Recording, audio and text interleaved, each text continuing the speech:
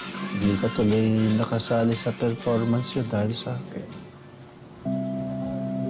Ihingi mo na lang ako ng sorry sa mga kasamahan mo. Popsi, ano po ba kayo? Naiintindihan nila yun. Alam ko, pero alam ko rin na gustong-gusto mong nagpe-perform. Gustong-gusto mong kumakanta.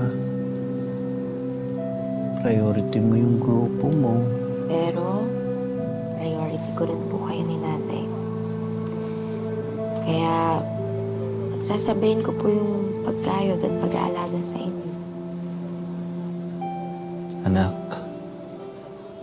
alam mo, nasa iyo na yung mga pangarap mo. Huwag mo itong babaliwalain, ha? Sobra po ako nagpapasalamat sa lahat ng meron ako. Yuni, mga nanonood po sa amin, mga fans, sa pamilya, kaibigan, at sa lahat ng sumusuporta sa akin. Kaya hindi ko po kayo bibiguin. Kaya ikaw ang pinaka-paborito kong anak, eh. Bakit, Papsi? May iba pa po ba? Ako lang naman po anak niyo. Wala na. Kaya nga ikaw yung pinaka-paborito ko.